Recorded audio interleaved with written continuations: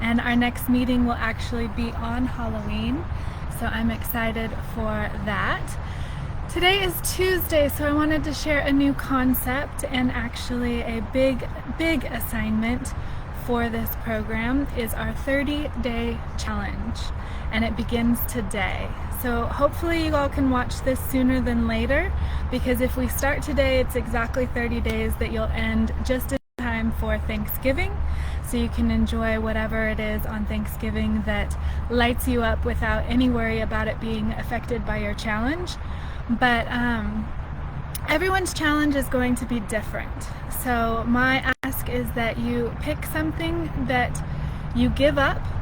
It's kind of like Lent, but rather than giving up something that you like to indulge in, which is what a lot of people I know do for religious purposes for things like Lent, this is different in that it is giving up your crutch. So sometimes that is something that you indulge in. So if you maybe have a couple extra drinks in the evening to not think about your hard day at work, or your family life or relationship maybe not be exactly how you want it, and it helps numb those thoughts.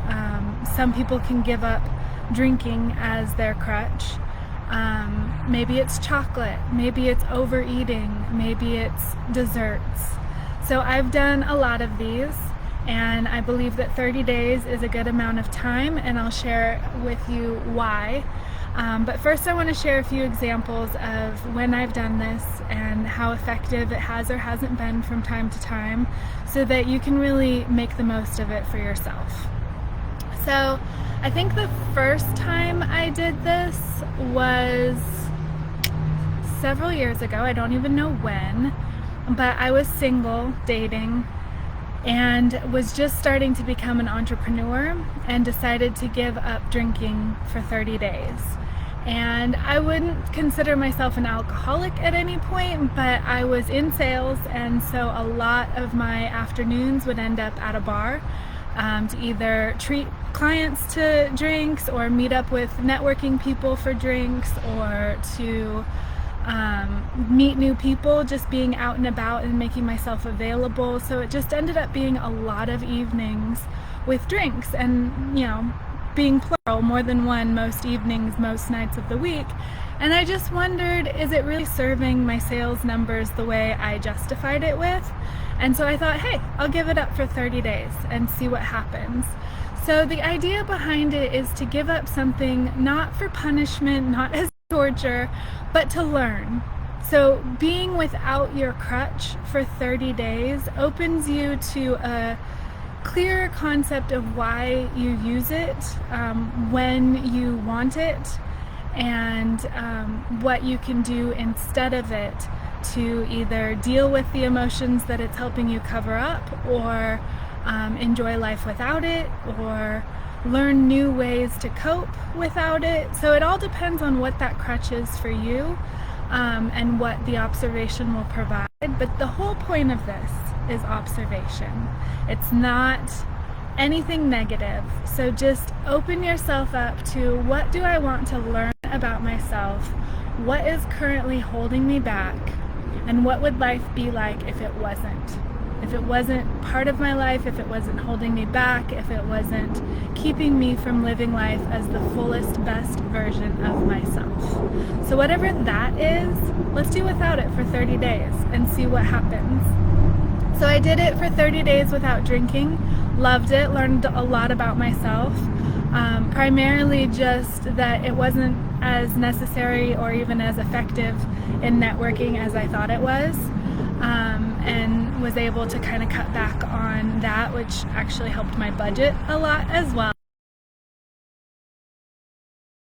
30 days without sugar, 30 days without gluten, 30 days without carbs. The most effective one I ever did was, again, while I was single as an entrepreneur. I was in a coaching program, and decided to give up dating, to give up guys, to give up sex, to give up flirting, all of that for 30 days. Because I felt like that had become my crutch, that I was dating guys often that I wasn't even terribly attracted to. I just enjoyed that they were bringing me out to try new things, four-wheeling, going shooting, doing, race car tracks, whatever that particular guy was interested in. If I had never tried it, I was willing to date him a couple times to say that I had tried whatever their interests were. And I realized that that was becoming a crutch, that dating guys, oftentimes I was connecting with guys that weren't treating me the best or simply weren't my ideal mate, but I was tolerating less than ideal just to not be alone. And so I committed to 30 days of none of that. Like, it wasn't just not dating, it was not texting any guys. I mean, obviously my dad and I think one best friend, only because he's so platonic it's crazy. Everything else, I figured, even if I know they're just friends, sometimes I'm texting them to get an ego boost, to get appreciation, to get praise, to get whatever I was looking for in that moment from the opposite sex. So I invite you to give up whatever is truly a crutch for you, and oftentimes that's the thing that is probably the hardest to do without, because it's serving you in some way, or at least it did when it started. And likely if you're thinking of it now as a crutch, it's no longer providing the service that it originated with, and it's time to let it go. So just to give you a little background into that 30-day challenge for myself. So some of you know this story already. Some of you were very much involved in the coaching program that this happened on, but we had a retreat in Miami, and it happened to be at the end of my 30 days would be the end of this retreat. And so went the whole retreat. I stayed home the night they went out clubbing because I knew I would at least flirt to get a free drink at some point. So it was very good for my full 30 days. I didn't text the guy across the country that I was infatuated with and obsessed with for the whole 30 days. I didn't get on dating sites. I didn't allow guys that flirted with me at the grocery store to have any leeway. Like, it was a hardcore 30-day commitment. So that's what I'm looking for from you, is a full in, all in, play full out 30-day commitment. So I did that for myself, and I learned a ton. I learned it wasn't so scary to be home alone in the evenings, which I hadn't really done. I bought my own house. I was living single and fabulous, but almost every night, like I said, for the 30-day drinking challenge, I was out doing sales, doing networking, being on dates, anything I could possibly do to not be home alone. And so by cutting out the opposite sex, I made a lot of time for myself to really look at, what do I want? What do I want my daily life to look like? Who do I want my partner to be like? Who do I want to be in that ideal relationship? And read a lot of good books, which is a lot of the benefit you guys are getting from that. That's kind of where I started a deep dive into my personal growth. That's also where I started my deep dive into self-love. So I figured, if I'm not going to date anyone and I still want to feel indulgent once in a while, or taken care of, or special, so I started buying myself flowers. I did write myself love notes that I would put on my nightstand and wake up to the next morning. What else did I do? Took myself out on a date, a solo date, a serendipity day, where you just see what happens when you follow your heart and treat yourself to everything that a normal date might include, but do it for yourself. Do it by yourself. So I did all of that and really dove deep into my personal growth, my self-love, my vision for the future, my routine on a daily basis, all the things we've talked about. That's kind of where it got its start. And at the end of those 30 days, I got on the plane home from Miami. Amazing, amazing, amazing trip with these phenomenal entrepreneurial women. spent time together working on our businesses and ourselves in Miami. And I am a lucky traveler. I am a truly lucky traveler. I always get a window seat. I always usually get the whole row to myself on a plane. The timing always works out for me. My luggage always works out for me. Like, I've just always been a very lucky traveler, and I've enjoyed traveling a lot over the years. And this particular trip, I remember getting on the plane and looking at my ticket and realizing I had a middle seat. I hate middle seats because you never know who you're going to be sitting next to. You don't get to lean on anything because I usually lean on the window. You don't get to get out easily if you need to use the restroom. It's just miserable for me. So I look at my seat, I'm like, whatever. I was exhausted from an amazing weekend with these ladies. I plop down into my chair and tap the guy on the shoulder next to me. I'm just like, can you let me know when the drink cart comes? I'm gonna try and fall asleep. So I very uncomfortably tried to fall asleep until he tapped me on the shoulder to let me know the drink cart had arrived, and got my beverage and tried to curl back up into my little space. And next thing I know, he taps me on the shoulder again and lifts the armrest between us. And he's like, if you want to lean on me, you can. And at that point, I was so exhausted and just over the situation that I was like, you know what, actually that sounds lovely. So I did. I leaned on him, and next thing I knew, we were like totally cuddling for this entire flight from Miami to California. And it turned into a relationship that was long distance for the next several months. And what it allowed me to realize was that everything I had learned from that 30 days of being solo, I was able to put into action, but in a safe container. That he was long distance. I only saw him a few times in the several months that we dated. So it was still me working on me, but testing what I had learned in that solo period. And he ended up obviously not being the one. That is not a story about my husband. I was actually still technically dating this guy when I met my husband at the dog park that's actually right on the other side of that fence there. And I remember meeting my husband at a dog park and thinking, oh my gosh, this guy just felt like home, felt like he'd been saying my name in conversation for years. It was natural, it was easy conversation, talking about our dogs and stuff. And I remember 4th of July weekend, I decided to drive to my favorite place on earth, to get up in the mountains and get away and just clear my head, and realized that I had gone for the long 4th of July weekend, and I drove back after just one night up there because I had to get back down into cell phone service to break up with this other guy, knowing that even if, I mean, all we had done is swapped names of our dogs and, you know, breezy conversation at the dog park, but the fact that I had such a connection with this guy back home, I knew I needed to not be in that other relationship that was no longer serving me. So came home, broke up with him, and from that day forward was just kind of continuing conversation at the dog park with my now husband.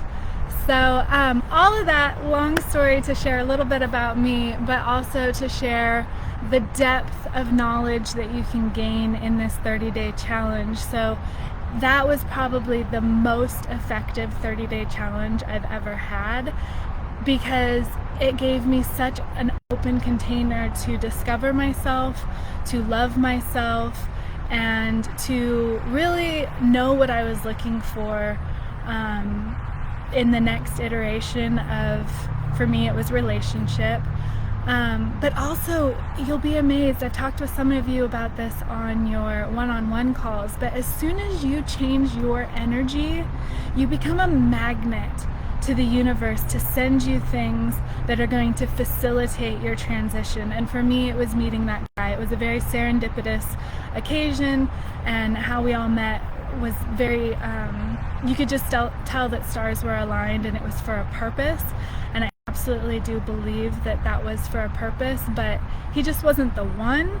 But I think we can all agree that every relationship we've been in has served a purpose. It's been part of the lesson, and we learn our lessons to get to the next level of personal growth, evolution, and I think this 30-day challenge is going to be hugely, hugely effective for each of you to facilitate whatever transition you are working towards right now. And it doesn't have to be in the group, because this can be really personal, so no need to post what it is that you're giving up as your crutch for 30 days, but I would love if you would share it with me personally, just so I can fully support what you're going after.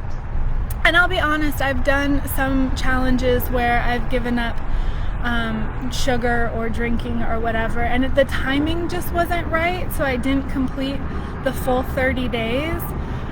So I totally understand if this comes at a moment in your life where it just doesn't feel as effective as you'd like it to be. Take this as a tool, keep it in your back pocket to use at any point, but I really, really hope that you'll give it your full commitment at this time, just to see what happens. I know it might be a hard time for some of you, but I think there's a reason that we're all here together in this group at this time, and this is a huge part of this program. So I really do believe that you're meant to get something out of this challenge by doing it right now, starting today and going through Thanksgiving, giving up whatever that crutch is that's holding you back from your greatest joy. So let me know personally in a text, Facebook message, in our next one-on-one, if you haven't already done yours. I think I have one more scheduled for today and one that has not gotten on my calendar yet for October, and then we'll be scheduling our ones for November. So please do let me know what you are doing for your 30-day challenge, and keep me posted on how it goes.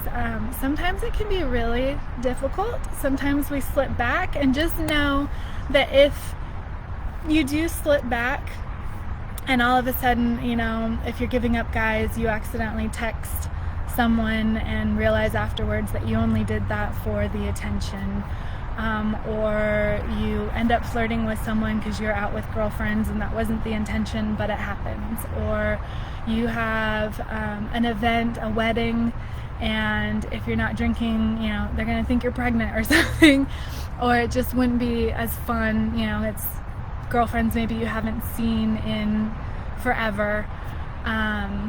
Same with sugar, carbs, any of that. If it's a holiday gathering, a family gathering before Thanksgiving, and it just wouldn't make sense to pass it up, I get that, but also check in with yourself about how true is that, and is it really necessary, and if it is, why does it feel necessary? Because the whole purpose of this is to analyze our reliance on whatever it is that we consider a crutch, analyze our beliefs around why we think it is necessary or helps us, or whatever that looks like for you.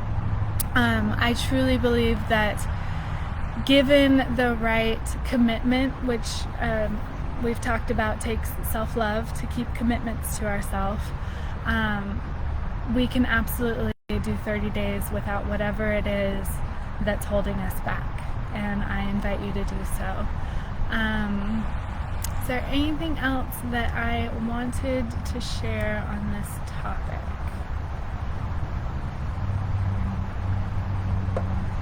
I think that's it.